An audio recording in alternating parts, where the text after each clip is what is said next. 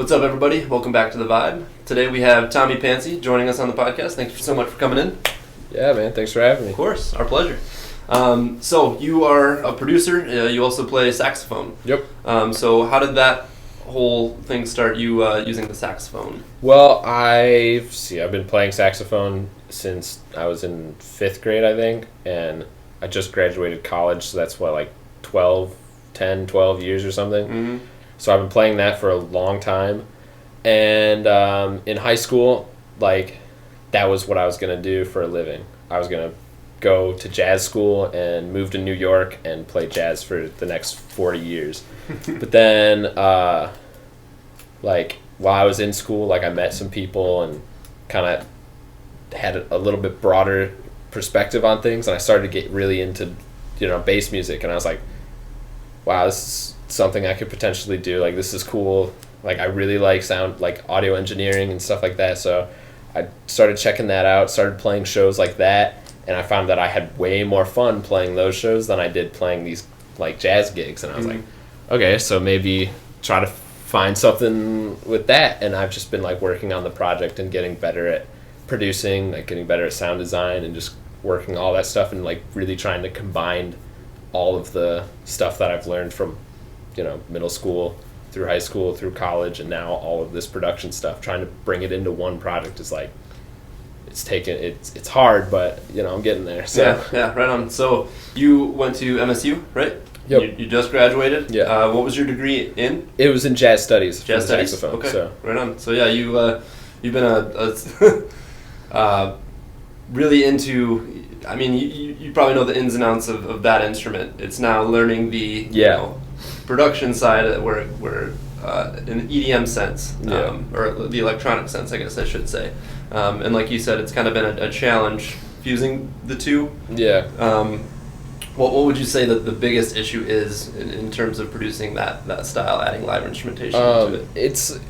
It's less of a challenge of, like, adding instruments, because honestly I feel like EDM and, like, saxophone and trumpet in particular go together really well, but it's about trying to be different in the sense that it's like, oh, like, another producer who plays saxophone, like, another saxophone in EDM, like, it's not, like, super played out, but, like, it happens, and so and like something that's this competitive, like, you really need to stand out somehow. And so it's really been about how can I, like, take everything that I learned. Like, I know, like, way too many chords, like, just from jazz school, like C7 flat 9 minor with a flat 13, like, what, who the hell cares? Like, right, yeah. It's just like all of this stuff is, and trying to actually put that in. So that if someone was, like, to transcribe my music and they'd see just, like, really weird chords and stuff in there is, like, the hardest part, because sonically, like, it doesn't mesh super well all the time unless you do it, like, really, like, perfectly. Like, every voice is just, like, in the right spot, and and it's just been that's been the issue, because, like, there's a lot of in classical writing and in jazz composing, like, those types of sounds, like, fit really well. They lay really well on the piano or something, but they just, when you throw like a super saw in, like, with a super low sub bass and, like, all this screechy highs, it just, like, doesn't mesh super well, like, sonically. So it's just been tough. Yeah. So in terms of you producing electronic music, what kind of digital audio workshop are you using? I actually started with Logic, because when I was first getting into it, it was way more live oriented, like, live instrument oriented than electronic. And I feel like Logic is, like, a lot more intuitive than Ableton, which is what I use now. So I was able to kind of, like, learn what a compressor does, and learn, like, how to pan things in the right ear, and, like, how to gain stage things correctly, because Logic would, like, almost walk you through it, whereas Ableton is just kind of like, here's everything, figure it out. So once I kind of, like, knew what all of these different things did, and, like, how to use, like, distortion correctly, and how to clip things right and saturate, like, then I could go to Ableton and, like, oh, it's all here, I just got to figure out where it is now. Like, once I know how to use them, it's just a lot easier to switch. So whenever people ask me, like, I want to start producing, like, what should I start with? I usually tell them to, like, if you have a Mac, like, hop on GarageBand.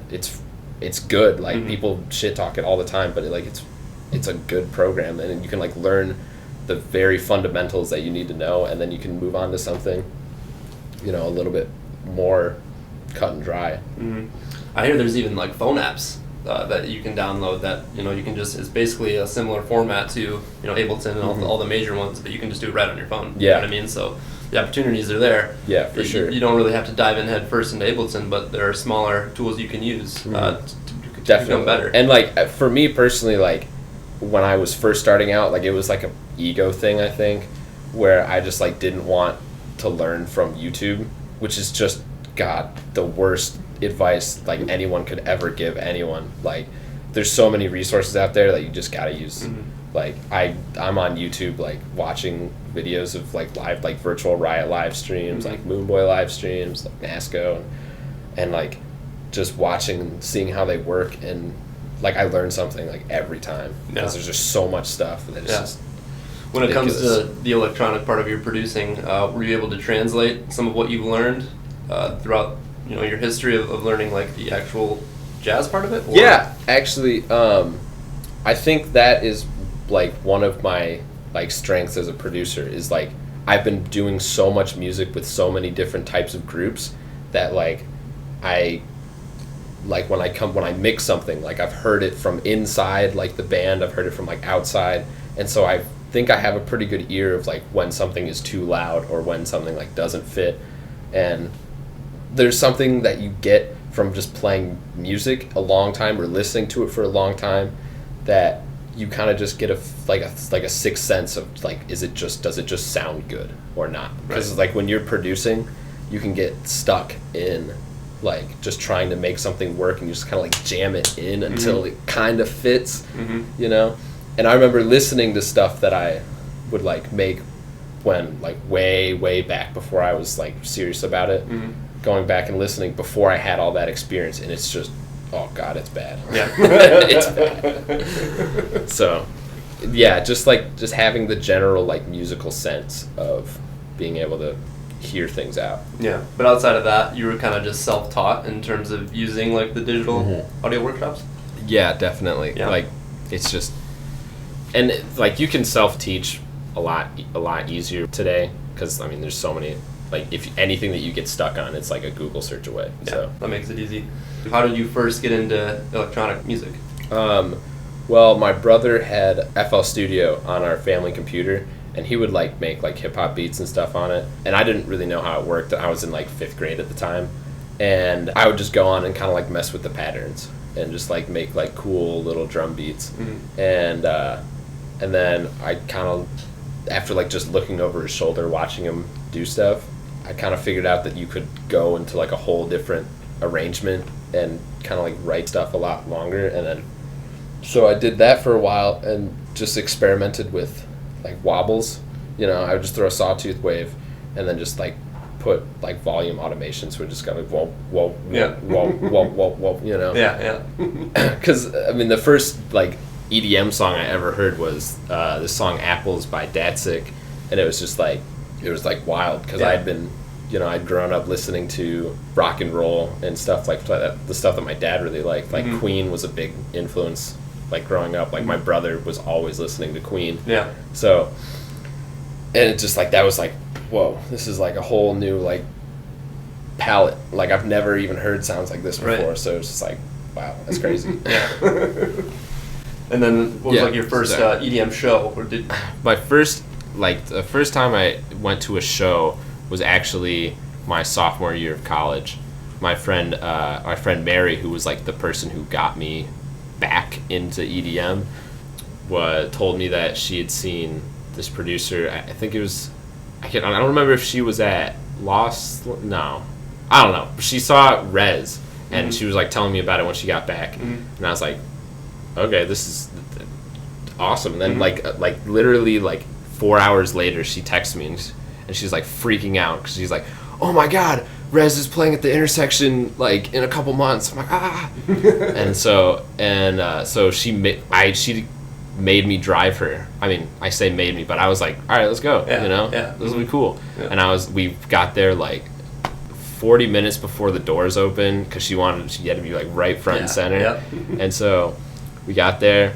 I think from when we left Lansing to when we got back, we were probably gone for like 10, 12 hours or something. But it was awesome. Like I was just like mesmerized. I was like, what is this? Like, it was nuts. And then so I've just been like trying to get to shows when I can, and I absolutely love getting to shows early because I love to check out like the locals. That's my favorite part. And so I go to like every show that there's in Lansing. Like if someone's playing a house show of like a friend of mine, like he's DJing, like I'll go find a way to get into the house, you know. And then I'll just be glued to like the DJ table like the whole night. I'll just be like just checking out who's playing. So would you say that experience that you had from that live performance, is that kind of what kickstarted you to really push into EDM? Or yeah, I think so. Yeah. Because a big part of what drove me toward EDM away from, you know, jazz and stuff like that was that the connection like to the audience just like wasn't usually there in jazz, for me at least. Like I'm not gonna trash anyone who really likes jazz. I just never felt like I was like the passion that I had for like playing music in general never translated to the audience in the way that it does when I like DJ a show. Yeah. You know? And so as soon as I was like completely like entranced and just like captured by the event of like these EDM shows, I was like, oh, this is what like concerts are supposed to be like, you know? Yeah. So as soon as I got that feeling, I was like, that's like when I was hooked. Yeah. Like I was like, okay, this is what I gotta do. Yeah, it all clicked. Yeah. Yeah. So at your time at MSU, just recently, you helped promote some EDM nights in East Lansing, which doesn't really have a big scene. Well, most of the gigs that you'll get in that area in like Lansing, East Lansing, are gonna be like frats or like co-op communities, and they're super fun. Like I absolutely love everyone who you know brings me out, and they still like anyone who ever asks me if I'm not already booked, like I'll play that show. Like I'll find a way to get there. Like I'll figure it out. Because they're just so much fun. You can play like whatever you want, and everyone's like super chill. But you know, you do that a bunch. I mean, they don't pay you because I mean they're a bunch of college kids. Like I'm not, you know. Yeah. And they'll give you beer, which is sweet. But but eventually, I was like, man, I got to start playing like some paying gigs, like at venues that everyone can make it out to. So I reached out to a place that I'd played a couple times, Max Bar. I'd been like a sideman, like in a horn section here or there, and then I was like, hey, you know, I'm thinking about putting together like a bass night for like dubstep, and I know that there's people who like check this out. I know like I can get people here if you guys are willing to, you know, take the risk and let me put on my first show ever at your venue. And they said, yeah, let's do it. They gave me a date, and I was just spent like the next month and a half just like super stressed. Like, how am I gonna like get enough people to show up to this? Yeah. Like, I didn't care. Like, I knew once the night started, everything was gonna be great. Like, I had some of my friends from like Detroit, like Techmaster. I don't know, but it was just like a bunch of homies basically. Yeah. And Flat Stanley was the headliner. Oh, nice. So we had like a pretty big name, especially in the area. Come out to try to get some draw, and then it was just basically me just running around and just like promote. And I remember the day of the show, like I was like snapping and like texting all of my friends who still went to MSU, and who still lived in the area. It's like, hey, you know, do you need tickets? Like, I'll drive them to you. Like, you know, I've got 30 tickets I gotta sell. You know, I still gotta sell these 30, and then let me just. You know, I just driving all around. I probably spent more money in gas than I made on the show, but just delivering all these tickets to people, and then they like it. The place, you know, we had a bunch of people in there, and it was sweet. Then they asked me to start doing one of their nights that they have called Neon Tuesdays, and they've been doing it for like 10 years. It's they're every Tuesday of every week they do EDM nights, and it used to just be like drum and bass or like kind of chill house music, which is great for those people, but there's a whole bunch of other EDM genres that are just being neglected. And if that's like really the only place that plays it, then it's just killing the scene. So they asked me to do one night a month, and I have the last Tuesday of every month. So if this comes out on this weekend, then it'll be this Tuesday right on. At Max Bar, where DJs can come and like try out new stuff and like really actually play like bass music. Like we've had one so far, and like people show up and they've got like the works. They've got the light up hula hoops, they've got the fans, and just like people show up because there's just nowhere to do it. So I'm hoping that I can start to really kind of cultivate more of a scene in that mid-Michigan area, because Grand Rapids has a scene, Kalamazoo has a scene, Detroit has a scene, but there's just nothing in between. So hoping that can start to take off a lot more in the future. Yeah, right on. Well, good luck to you, man. It definitely, EDM, in my opinion, is definitely on the rise. I wouldn't technically call it mainstream, but people know about it. You know what I mean? Like it's becoming something. Yeah, Cruisetronics hit top 10 on the Billboard, when it came out. So it's going, it's getting there. It's getting there, right? And you think East Lansing has a big enough talent pool in terms of DJs and producers to... Absolutely. Yeah. And people, it's hard to produce in college. Like, I was lucky that especially my senior year, I was able to take some time and like really focus on producing, because the workload wasn't as huge for me. So, but like the DJs, like even when people aren't playing like their own stuff, like they're on top of their game. Like songs that like just came out, like they'll throw it in their set like seamlessly, and it's like they're all so good. And it's just they just don't have anywhere to do it, right? So except for the house parties and unsanctioned events, which are great, like you said, but it's also nice to have something that you can kind of hold on to and be like, kind of making it. If you feel like you're it's worth it. You know what I mean? Playing on a stage with lights and like a sound set, with monitors and everything, it gives you a completely different vibe than in someone's basement with some 12-inch speakers that you brought from your house. Right.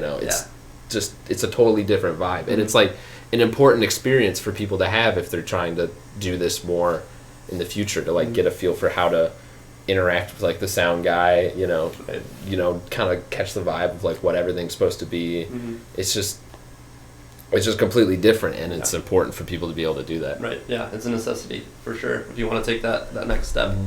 So you have an EP that's out now, and I think you mentioned earlier you had some stuff in the works. I'm working on it was originally supposed to be 15-track album, and it's been pared down a little bit. It's probably going to be about an 8 to 10-track project now that was supposed to come out about 6 months ago, but I just keep like anyone who's like just starting to learn anything, like whether it's art or like drawing or painting or anything, like they'll know like from the first time they start something to the end, like they'll just get so much better. So every track I made would be like, oh, well, this is now like behind, like there's so many things in here that like don't sound good anymore. And so I just kept like doing more and more stuff, and it's just a bunch of collaborations with friends I made in the School of Music at MSU or in high school, or just in general, just like people I just met, and they're all like collaborations with either other producers or like singer-songwriters. And I'm going to start releasing a couple singles soon, because I have a lot of stuff done, but I just haven't been able to release it. And then I have something coming out on Electric Mitten February 29th. That's probably, honestly, like one of my proudest works I've done so far, so I'm really excited for that to come out. Oh yeah, we'll definitely post that to our page and help spread the word. Looking forward to hearing it. What's a horror story that you have when it comes to either going to a show or playing a show? Got a couple. Yeah. I've got there's one when I saw a Big G here for the first time. Those are like my guys. Like they know me because of how much I like tag them in like my Instagram videos and stuff, like where I like transcribe Dom's licks on saxophone. Right on. And I went to go see them for the first time in GR, at the intersection, and when we were on our way back, like the show was amazing. It was like so sweet. Eroy was opening, and then it was Flamingosis was second, and then it was Big G. But afterward, a snowstorm had just hit. Mm-hmm. We were going from Grand Rapids to Lansing. It's usually about like hour and change. I think it took us about 3 hours to get home because it was just super blizzard with like that super thick lake effect snow, and we were just going like 15 the whole way. And I was like, and it was super weird, like in the car, because I had my friend Mary, who we go to like all our shows together. She's like my EDM guru, like, and then I had my girlfriend at the time, who this was like our first time like going to a show or like doing something like that. So I'm driving, I don't want to seem like I'm terrified to death, and I'm just like, haha, we're going like 10 miles an hour on the freeway. I can't see anything, but it's totally cool. I'm not terrified. But I would say that was probably like the worst ever like drive back or tour from a show.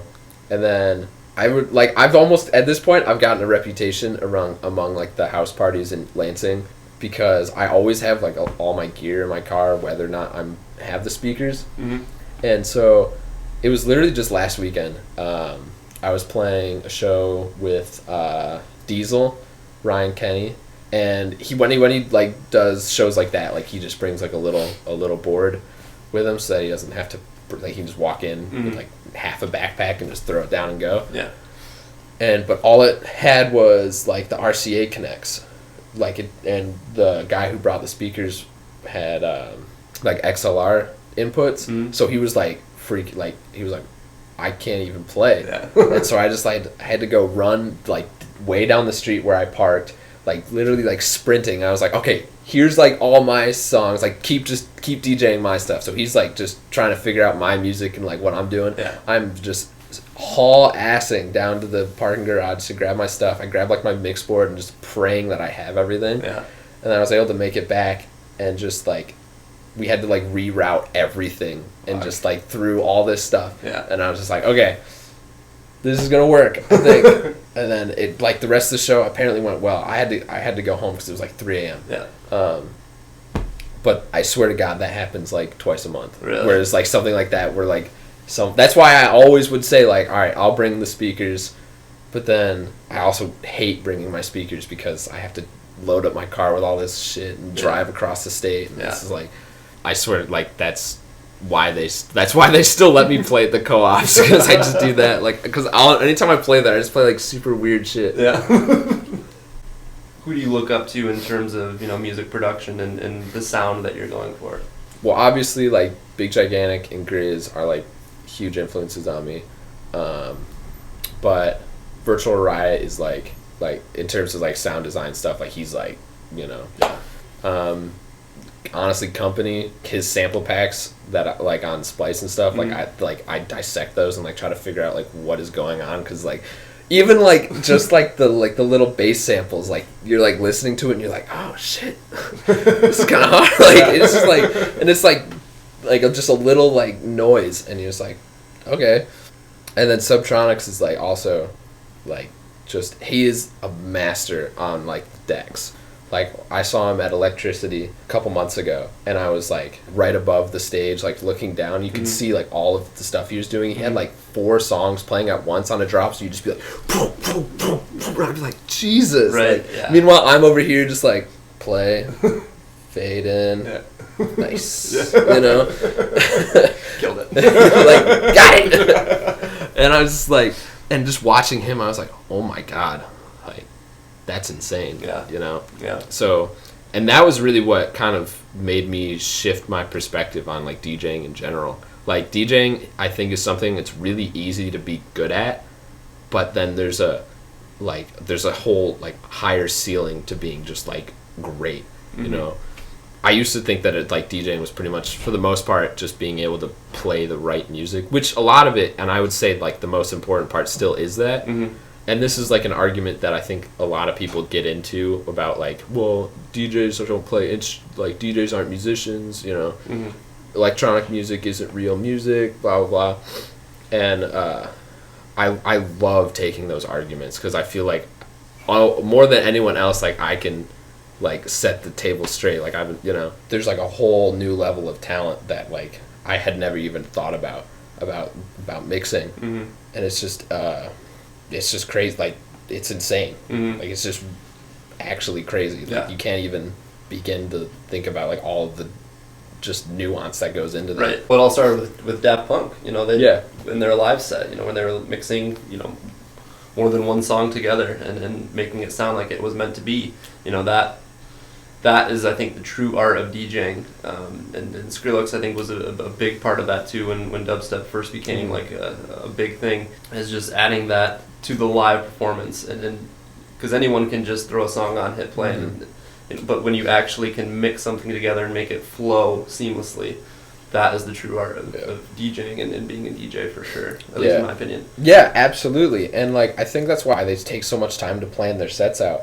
But I actually I actively encourage people like when they like first play like one of these bass shows or something to not plan out their set so much. I think because that was one of my favorite things about performing in general was being able to like check crowd reactions and be like, okay, man, like even when I was like playing jazz gigs, like I'd be like, okay, these guys did not like this like super fast like swinging tune, so let's like try like something else. They were not feeling that. And it's even more so in DJing where I'll be like play like some super weird like aliens drop, and then like people will just be like, what the hell is this? Like, all right, back to this like Grizz stuff,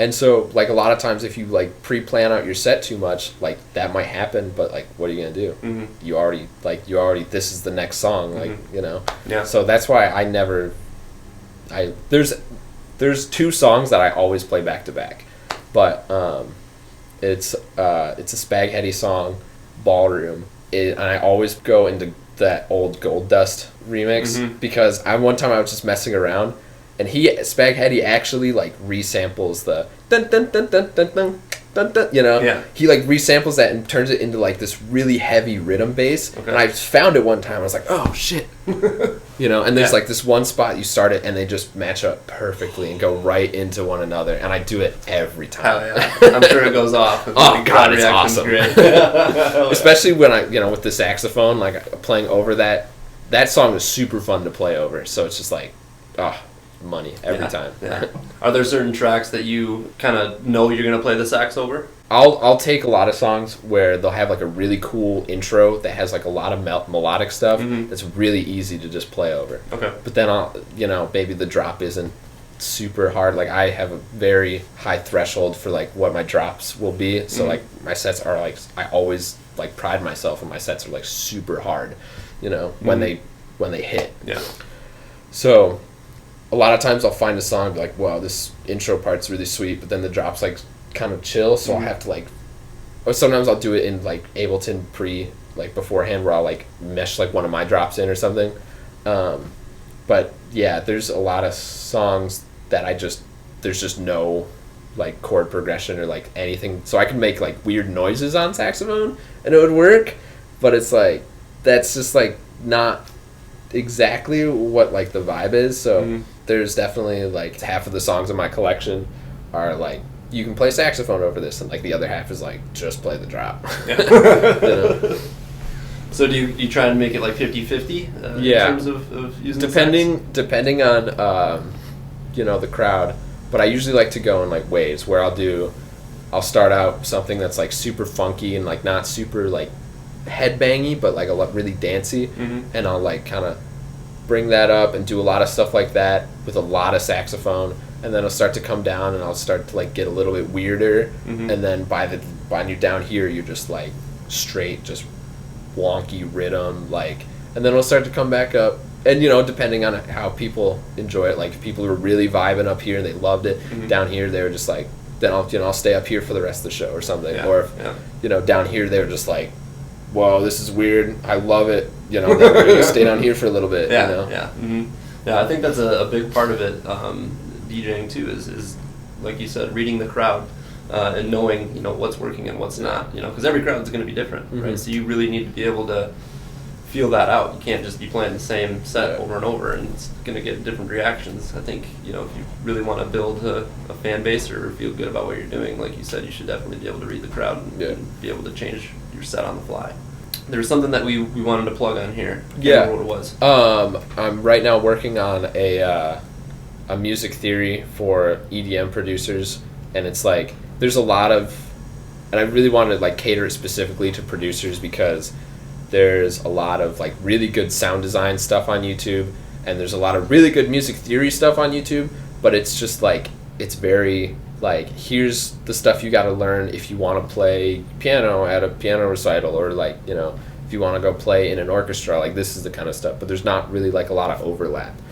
And so it's going to be like 10 to 15 episodes of just like really no like fluff, like really just gritty, like what you need to know, and then how you can like apply it directly into production and stuff, because that's something that I get that a lot of producers tell me that they struggle with, or a lot of producers tell me that it's not important, and it's just both of those things are true. Like obviously like sound design and like production skills are like, I would say, definitely more important. And some people can just like hear it out, and that's valid. You don't need to know that this C7 chord goes into this F major because it's the fifth and the 7 goes. You don't need to know all that if you know that it just, this sounds good. Like, but for people who don't have that ear or the experience behind that, then it'll be like super nice to have a platform that people can like learn how to use all of these.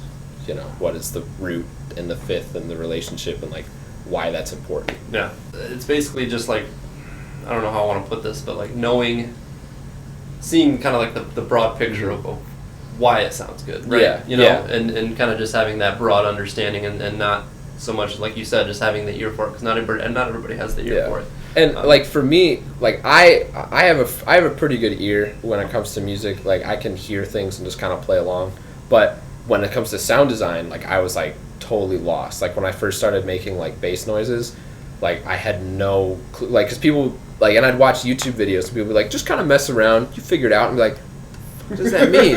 It's like years. Yeah. And so it like reverse engineering like all these like presets that I'd get off Splice and like cymatics and stuff, like I'd find that like, changing the cutoff like in these frequencies will make it like a vowel sound, and so trying to get like that sort of, this is what this does, how you apply it, learning exactly what it is, I think could be really helpful for a lot of people. So something that I just kind of want to get out. Are you gonna have like a website for that, or is it just gonna be like it'll probably just be on YouTube. I don't know. Okay. It's been a super busy couple months, so I haven't had like a ton of time to like really think it out, but it'll all be on YouTube either way. Okay, so we'll definitely post that to our page and help out as many producers as we can, and appreciate you doing that. That's you're taking time out of your life to help others, and that's awesome. That's what it's all about. So any shows you have upcoming? So we've got Bass Night Tuesday. What is that? 20-something? 20-something. Yeah. The 25th. 25th?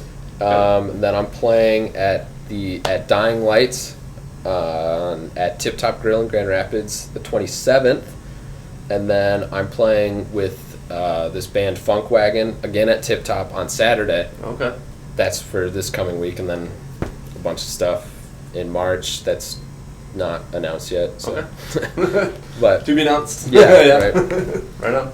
So how have you been able to make connections in terms of being able to play over here in Grand Rapids? That's been tough. Yeah. Because I growing up in West Michigan, like Grand Haven, I had just made all those, like, a lot of connections there just because I was there for so long. Mm-hmm. And then in Lansing, I made a lot of connections because, I lived there, so it was a lot easier to do all that stuff. And actually, all of my connections I have in Detroit just come from this one guy, my friend Garrett. He had me out to play for a show he had in Ypsilanti, and then from there he just started bringing me along to Electricity and stuff and Grasshopper Underground. So that's kind of how I made those connections. But Grand Rapids, I was like, I don't know anyone. Mm-hmm. And so I actually reached out to Evan Roy. He goes by E-Roy. He's just like a super nice guy. Like, and I was like, hey man, you play at all these places, like, can you like help me out? And he just gave me like everyone. He's like, nice. Go to this person, go to this person, go to this person, go to this person. I'll add you to this group, this group, this group. I'm like, oh Jesus. Wow. All right, okay. and that's the other thing that I just love about the whole EDM community as a whole. Like they're all like, it's kind of it's a little cutthroat, but like everyone's gonna try to help, Yeah. So I have him mostly to thank for that. I mean, I feel like no matter what you do, it's all about who you know. And you really got to be able to put yourself out there. You never know what could happen from just messaging one person. Yeah, exactly. Like you said, can open up a bunch of doorways. So, for sure. But it's all about knowing those people. Any shows that you're going to be attendee at upcoming, or is a lot of it just focused on your stuff? When is Blunts and Blondes? When are they? That's in March. It's in March. Yeah. I know. I'm going to that one. Okay. I think we're headed to that one too. So we'll hopefully link up beforehand. Yeah. Cool. That one's gonna be sweet. Mm-hmm. Yeah.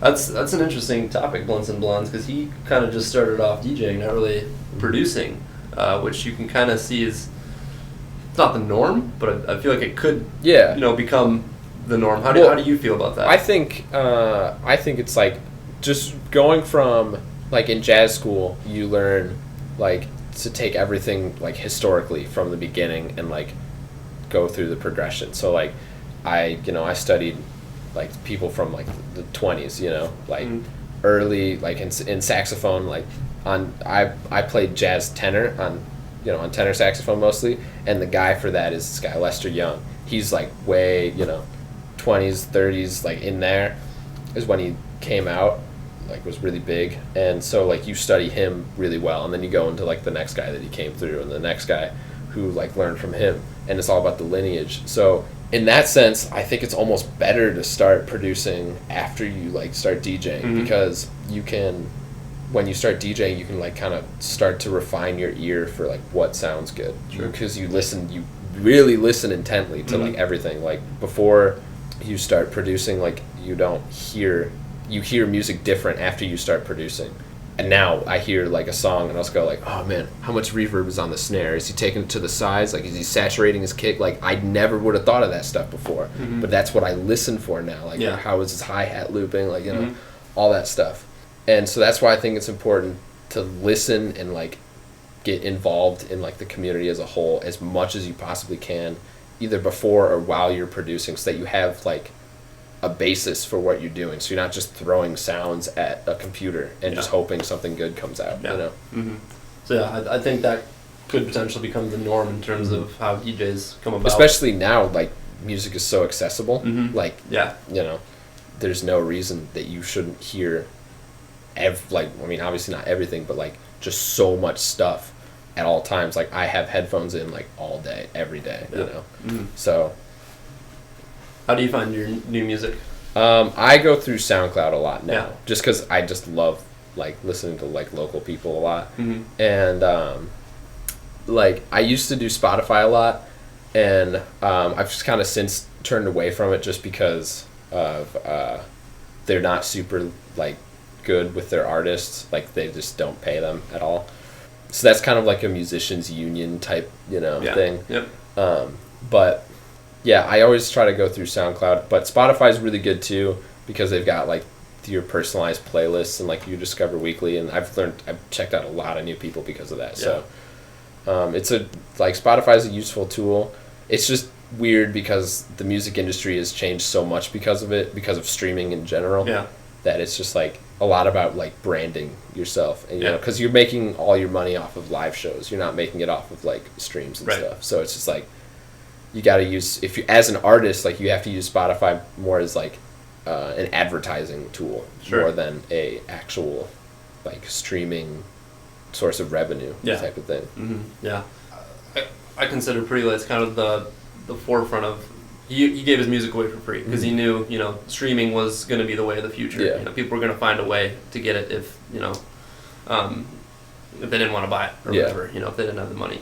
So I definitely think, realizing that, I think that is like a huge tool in terms of, at least from your shoes, just to be like, okay, I gotta, make the right connections, produce, quality stuff so people listen to it, and kind of set myself apart that way, because you're not gonna make money selling CDs because people don't exactly buy CDs anymore. You know, like that's just a way of the past.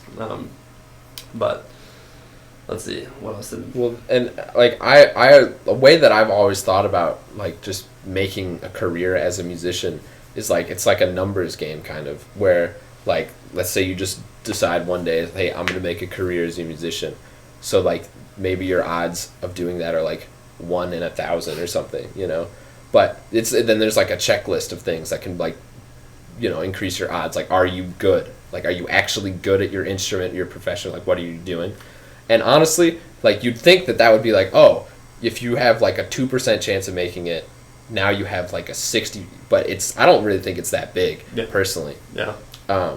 But then like, okay, so you're good.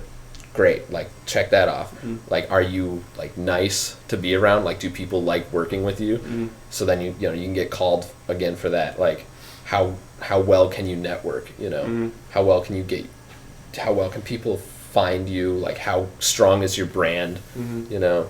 And just like all these things that come together, and then all of a sudden it's like a pretty manageable goal. Yeah. And not necessarily being like huge stadium sellout, but making a living at it, right. Mm-hmm. Yeah, touring. Yeah, basically. Being able to tour. You talked about Flat Stanley, and he's definitely coming along in that sense. But like, if you look at any DJ, really, there's a checklist that you can follow. Am I doing this right? There's a formula to it. Yeah. Right. It just doesn't. Oh, I got lucky. Like I mean, and there is there's some luck into it, but I think like if you do all those things and you get it down to like a 1 in 60 chance, like, and then it's just about being relentless. Mm-hmm. It's like if you have a 60-sided die and you have to roll a 22, if you keep rolling it, eventually you'll get it. Right. Yeah. So it's just about like just being relentless in your pursuit, like always looking out for the next gig, and like, but it's like it's tiring, but that's what it's about. Like, it's like a lot of people talk about having a career as a musician being like a dream, but it's a business. Mm-hmm. Like, people, you got to remember, so you got to have like your books in order, you got to make sure, like I write stuff off of my taxes all the time because it's basically, this is just my small business, my independent small business. So like gas to get to a show, broken cable, like you can write those stuff off, right? Because and once you start thinking of it like that, it becomes a little bit more real, and it's a kind of scary the first time, but then you get used to it and you can start to like run it like a machine. Yeah. So did you ever get to a point where you maybe teetered on doing something else? Because it seemed like music was a part of your life forever. No, honestly, no. Yeah. No. It was like I wasn't exactly sure what I wanted to do in music, but like for me, ever since I was like 5, this was what I was gonna do. Like, and it's more or less like I couldn't do anything else. Like, I physically like couldn't do it. Like, I worked at PetSmart for a while after I finished school, and I couldn't, like, physically, like, I was getting depressed. Like, I was just like, and it's so hard to be depressed when you're at PetSmart. Like, there's all these like adorable animals coming in, and I was just like, but and so that was really like a big motivator for me too. It's like, I can't do this, man. Yeah. Like, I gotta find out some way to make this work. Right. So, and that's when I started reaching out to like anyway. I teach saxophone lessons now. I play in a couple different like big bands, and it's just like any way that I can make a living doing music, like that's fine. So that definitely keeps the drive there. Like it's this or nothing. So right on. What's like a big goal for you, big or small, that you'd like to achieve here in the near future? Well, my one of my like New Year's resolutions was to double like my like social media output, not necessarily just like followers or like just stuff like that, but like double my plays, like double my music output. Put out twice as many tracks this year as I did last year, which shouldn't be that hard. But I really want to get to a point where people are like calling me, more so, because like right now all my work is like going to these people and be like, let me play a show at your venue, like let me book these people, like I'll take care of it, just like so getting to a point where people like want me to play, like people stuff like that, it's like that's the next step. So and what about long term? I'm trying to do tours. Really. I got at MSU we did like jazz tours. We went to Japan for 2 weeks. Oh, nice. And so I got a taste of the tour life. And it's hard. It's tough, but it's rewarding. So that's kind of where I'm trying to get to. If I can do something with this like music theory stuff, like I really like teaching, so that would be like a huge bonus if I could do stuff like that too. Right on. And then I think we'll finish it off with a story you had mentioned before we started airing, where you played a show in Grand Rapids, then you went to Detroit. Go ahead, I'll let you finish. So to kind of like get the basis, a friend of mine from high school like moved to Colorado.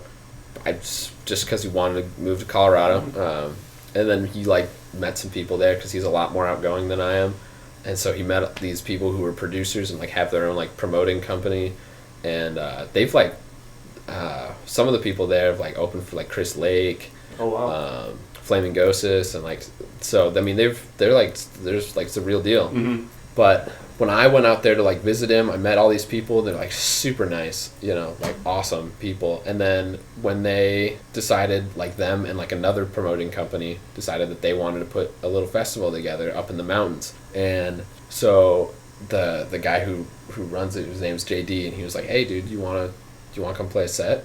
And I was like, yeah. So he gave me the date, and I was like, oh, this is going to be a miserable travel day. And this was so I had a show in Grand Haven. It was like my funk band. We played from 10 to midnight, or no, it doesn't matter. We played until midnight. And so we pack up the show, and I immediately drive all the way across the state to Detroit. For some reason, I booked my flight out of Detroit instead of Grand Rapids. And I like had a friend of mine. I picked a friend of mine up at like 4 a.m, and we drove to the airport, and then she drove my car back. And then I left from Detroit at like 6 or 7 a.m. Got to Denver airport about 8 or 9, and I flew Spirit.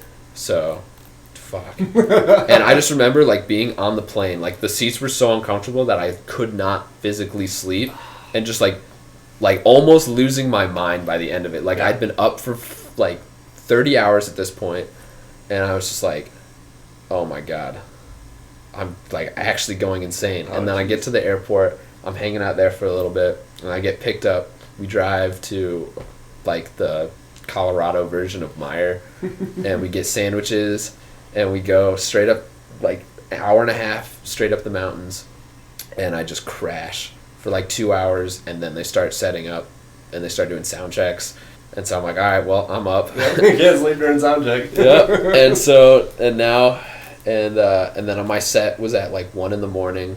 or something, and it was like to this day probably the best set I've ever, like most enjoyable that I've ever played. It was about 40 degrees up there. It was like kind of raining, kind of like snowing a little bit, and I remember that there were like people who were like in the front row who were like dancing so hard. Like one of the kids like took his shirt off because he was like sweating through it, and I was like, Jesus Christ, man. Like, and this is like that, like that was like, this is like the energy that I always try to bring into my shows. And I was like, and I'm still, that was like 2-3 years ago. Okay. I'm still riding that high to this day. And they just booked me for this year.